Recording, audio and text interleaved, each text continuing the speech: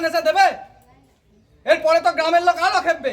এখন স্থানীয় পঞ্চায়েত প্রধানের প্রতিশ্রুতির পরেও পানীয় জলের সমস্যার সমাধান হয়নি, তাই পঞ্চায়েত অফিসের সামনে বিক্ষোভ দেখালো গ্রামবাসীরা। ঘটনাটি ঘটেছে সোমবার মেমারি 1 নম্বর ব্লকের অন্তর্গত গোপগন্তার 1 নম্বর গ্রাম পঞ্চায়েত কার্যালয়।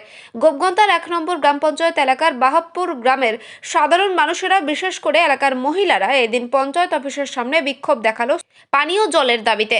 জানা গিয়েছে প্রায় বাহাবপুরের 350টি পরিবারের বাড়িতে জলের কোনো কল নেই। তারা স্থানীয় মিনি পাম্প থেকে জল সংগ্রহ করে বাড়ির কাজকর্ম করেন বলে জানালেন।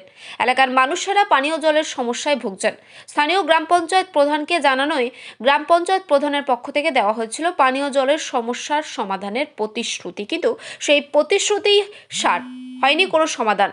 তাই পানীয় জলের সমস্যার সমাধানের দাবি নিয়ে এলাকার মানুষেরা স্থানীয় গ্রাম পঞ্চায়েত অফিসের সামনে এসে বিক্ষোভ দেখালো। তো মহিলারা এসছে, এবার তো পুরুষরা এসে ভাঙচুর করবে, তখন কে দায়িত্ব নেবে?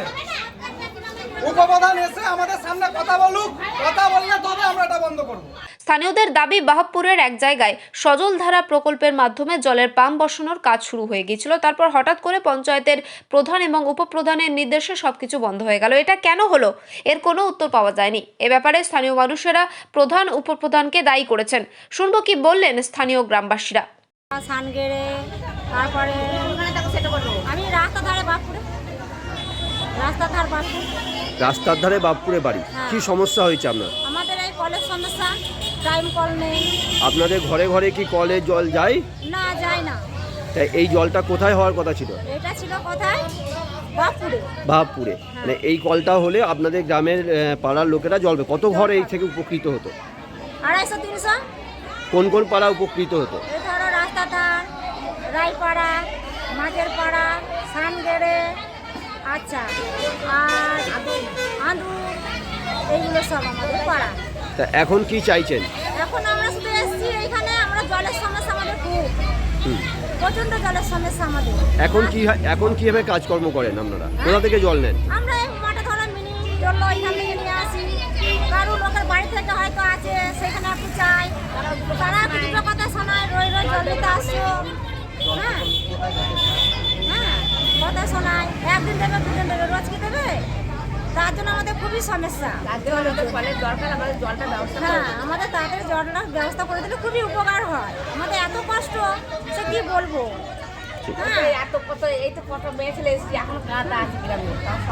এইসব ব্যাপার এবার হতে হতে বন্ধ হয়ে গেল। কি কারণে বন্ধ হবে কি করে জানি আমরা, তারাই জানে কেন। ভিডিওকে জানিয়েছিলেন? হ্যাঁ, ভিডিওকে জানিয়েছিলেন? জানিয়েছিলাম। কি বলো ভিডিও? আচ্ছা, কি বলেছে ভিডিও? কিছুই হচ্ছে না, ভিডিওতে গিয়েও তো কিছু হচ্ছে না। ঠিক আছে, তাই জন্য পঞ্চায়েতে এসেছি। জল প্রকল্পের জন্য বিক্ষোভ করা হচ্ছে। কারণ আমাদের ওখানে জল প্রকল্প একটা বোরিং স্টার্ট হয়ে গেছিলো। ওই দিন দ্বিতীয় দিনকে গিয়ে প্রায় 100 ফুট পাইপ নেমে গেছিলো। দিয়ে দ্বিতীয় দিনকে উপপ্রধান আর ওর সংঘগোষ্ঠী নিয়ে গিয়ে আমাদের উপপ্রধান মধু মল্লিক উপপ্রধান, তো উনি দলবল নিয়ে গিয়ে আমাদের ওই পিএইচ পাম্প বসানোর কাজ বন্ধ করে দেয়। যে তারপরে বলে যে আমরা এইখানে বসাবো না, আমরা বাপুর গ্রামেই বসাবো, অন্য কোথাও জায়গা দেখে 1 মাসের মধ্যে আপনাদেরকে জলের প্রকল্প। এর আগে যেখানে বসানো হচ্ছে সেটা কোন জায়গায়? বাহাবপুর গ্রাম। মানে সেটা কি বাহাবপুর গ্রামেতেই বসানো হচ্ছিল? হ্যাঁ, বাহাবপুর গ্রামেই বসানো হচ্ছিল। তাহলে সেখান থেকে তোলা হলো কেন? কারণ তারা কি ভেবেছে সেটা আমাদেরকে না জানিয়ে তারা হঠাৎ দলবল নিয়ে গিয়ে আমাদেরকে মানে কথা উপরে বলল যে আমাদেরকে তাড়িয়ে দেওয়ার পরে তারা এই প্রকল্পটা বন্ধ করে দেয়। দিয়ে আমরা তো বললাম তাহলে 1 মাস পরেই তাহলে পঞ্চায়েতে খবর নেওয়া হবে। দিয়ে 1 মাস পরে আমরা এই এসেছি এখানে। আপনারা কি ভিডিওকে জানিয়েছিলেন? ভিডিওকে জানানো বলতে লিখিতভাবে আমরা গ্রাম থেকে জানানো আছে যে উপপ্রধান কেন বন্ধ করে দিয়েছে, এটা ডিএম পর্যন্ত জানানো হয়ে গেছে। আচ্ছা, সে লিখিত কপি কি আপনাদের কাছে আছে? লিখিত কপি তো আমরা এখন নিয়ে আসিনি, আমরা সব জমা দিয়েছি, জেরক্সগুলো বাড়িতেই আছে। আপনি বলছেন উপপ্রধান বন্ধ করে দিয়েছে এটা, হ্যাঁ। তা আপনি কি এই পঞ্চায়েতের প্রধানকে জানিয়েছিলেন?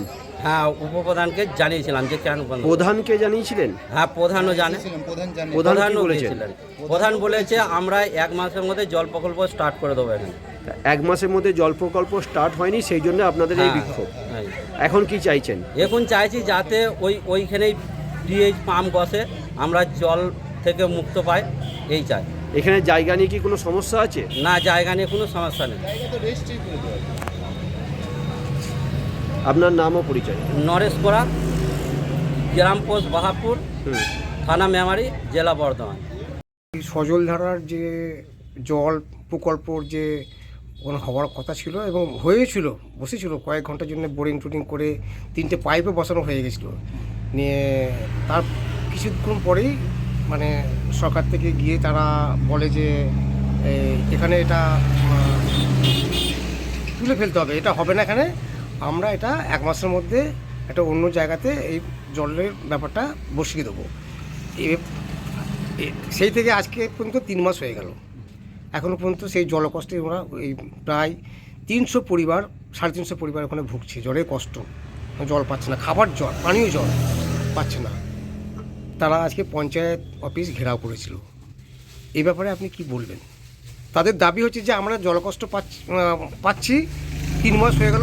পঞ্চায়েত প্রধান থেকে আমাদের কাছে বলেছিলেন পঞ্চায়েত অফিস থেকে যে 3 মাসের মধ্যে আমরা ওই 1 মাসের মধ্যে আমরা জলের পাম্প বসিয়ে দেবো এবং ডুব বাড়ি বাড়ি জল সাপ্লাই যাবে।